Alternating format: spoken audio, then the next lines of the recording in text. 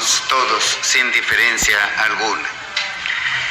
Sabemos que afrontamos ahora un problema, el incremento de los precios y también el incremento de los pasajes, de los transportes de personas y de carga.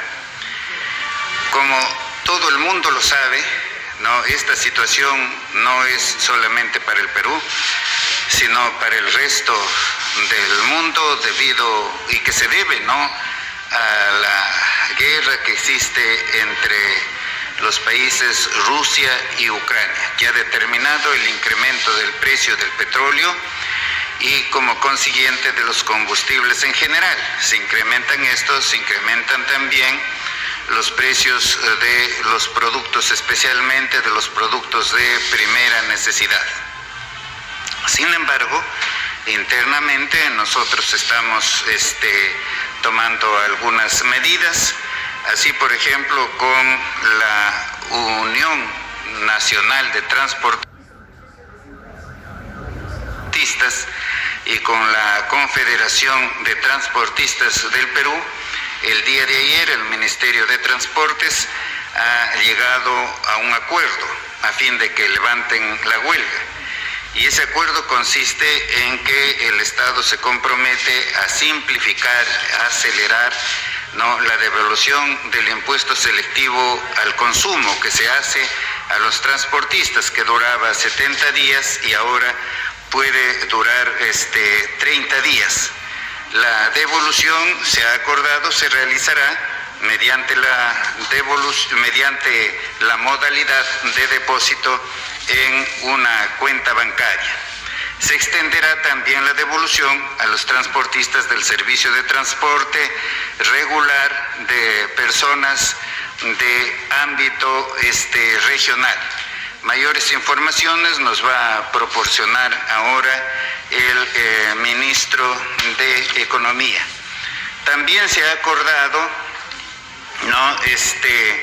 establecer un endeudamiento externo por $100 millones con el Banco Internacional de Reconstrucción y Fomento, que también nos explicará más ampliamente el señor ministro de Economía.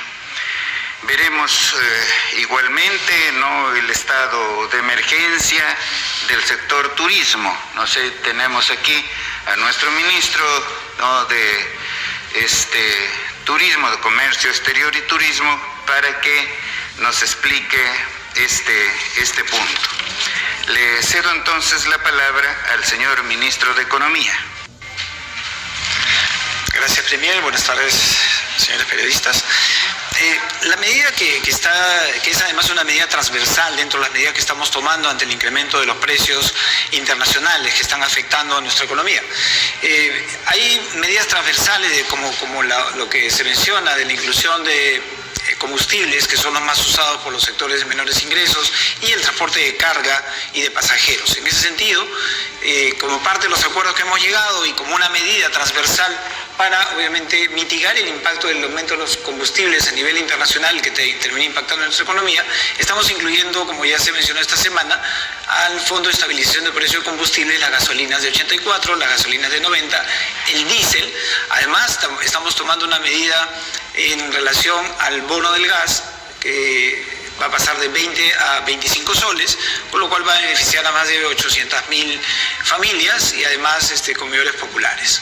Esto es una medida transversal porque hay que entender esto en el contexto, ¿no? El contexto definitivamente implica un aumento de precios de commodities, sobre todo de combustibles, el caso del precio del petróleo, que ha aumentado más del 70% en los últimos 12 meses, y en el caso del maíz y el trigo, que han subido más de 30% en los últimos 12 meses. Eso definitivamente termina afectando la canasta de consumo de los sectores de menores ingresos.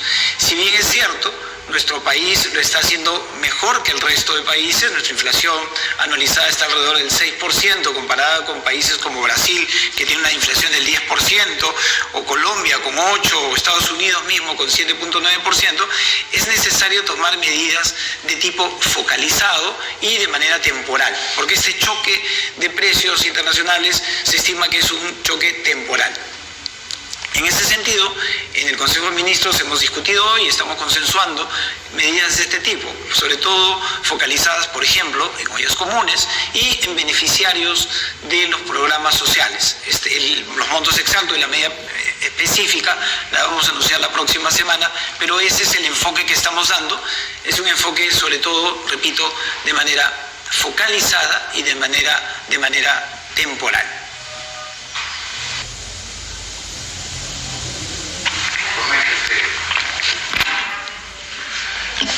Gracias, Premier. Buenas tardes. Ciertamente que el sector turismo, dentro de la reactivación económica, es uno de los sectores más golpeados por este periodo de emergencia.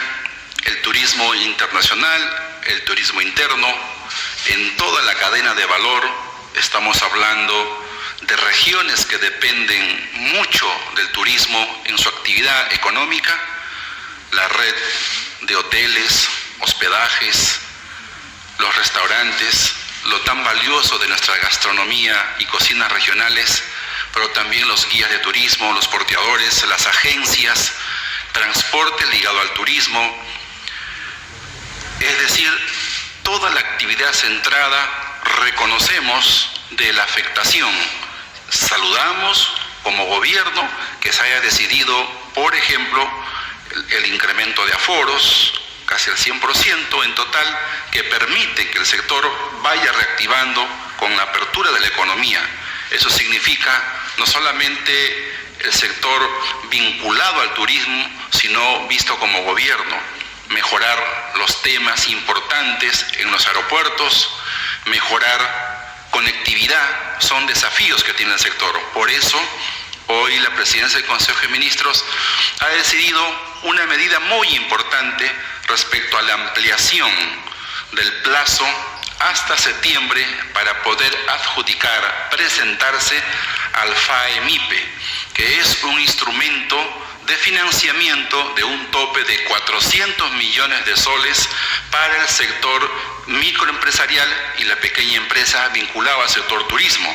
Si bien es cierto, hasta septiembre de este año se podrá presentar con los trámites y la ejecución propiamente del desembolso con plazo a diciembre de este año. Esa medida es una medida muy valiosa, además dentro de el próximo lanzamiento la siguiente semana de la nueva Estrategia Nacional de Reactivación del Sector Turismo en esta época. Y finalmente, saludamos siempre la interlocución respetuosa, seria, responsable que hacemos con la Mesa Ejecutiva de Turismo, donde el sector público y privado hemos podido generar un espacio de confianza y desde allí articulado a los gobiernos regionales y los operadores en los diferentes sectores en la cadena de valor, vamos tomando decisiones.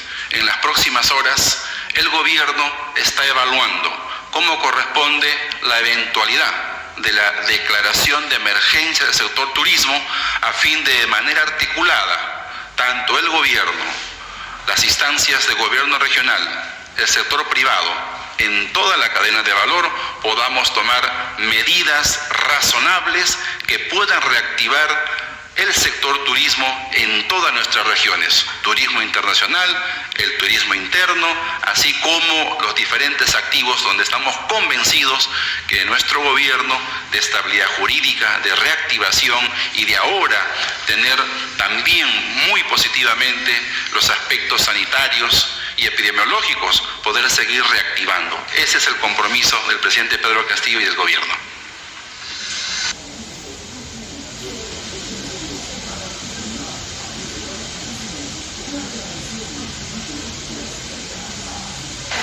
Señor Premier, señores ministros, señores de la prensa, continuamos con la campaña de vacunación.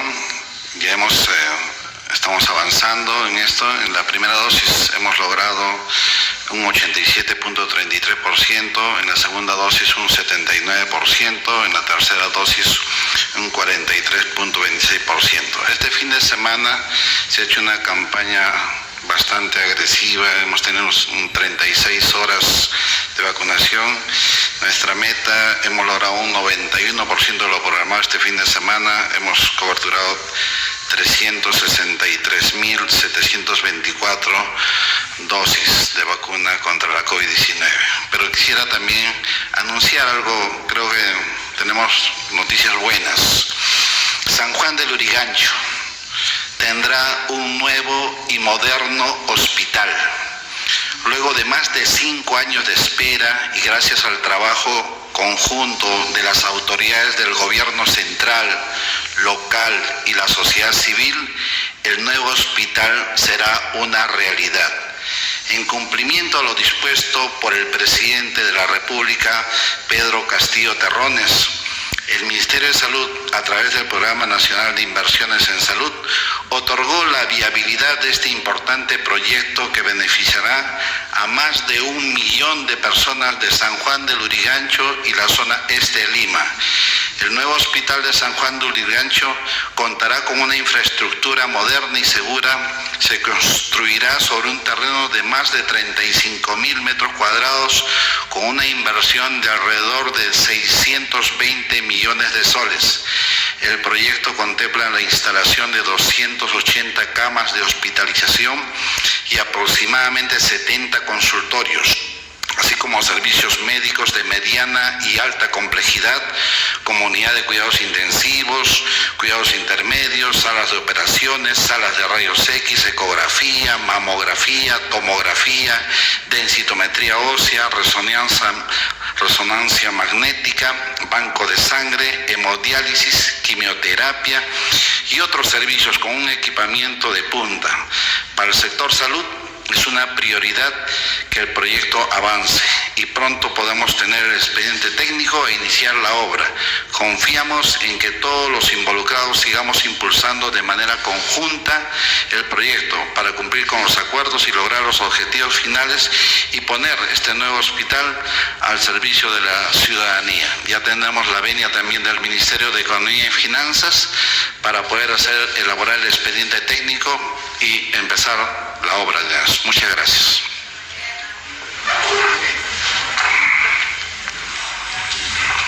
Continuamos con la ronda de preguntas por parte de la prensa. Iniciamos con Vanessa Sánchez de Latina. Muy buenas tardes, Premier. Buenas tardes a todos los ministros. Mi pregunta está relacionada respecto al desabastecimiento y escasez de alimentos. Si bien es cierto, acaban de indicar que se van a tomar medidas, los transportistas igual siguen bloqueando carreteras, diciendo que las medidas no son suficientes. Y en los mercados ya se siente la escasez, por ejemplo, de alimentos como el pollo y el azúcar. ¿Van a tomar otro tipo de medidas? ¿Cómo van las conversaciones también con el sector transporte? Gracias. Sí, hay un incremento, ¿no?, de estos productos de primera necesidad en nuestro país, como lo hay en el resto del mundo, no por factores internos, sino por factores externos, como es la guerra entre Rusia y Ucrania. Pero nosotros internamente, por supuesto, estamos tomando medidas como las ya mencionadas por el señor ministro de Economía con relación a la rebaja de ciertos productos allí relativos a los combustibles. Eso es lo que estamos haciendo. No podemos intervenir en el mercado, no podemos, como alguien sugiere, ¿no?, que debemos por ley reducir los precios. Eso no se puede hacer porque en un sistema económico como el nuestro, que es una economía social de mercado, no, la Constitución y la ley no lo permite y además crearía inseguridad jurídica. Por supuesto que también en eso influye, ¿no?, el conflicto político que ha existido y que felizmente parece que estamos terminando ese conflicto. La inestabilidad política genera inestabilidad económica.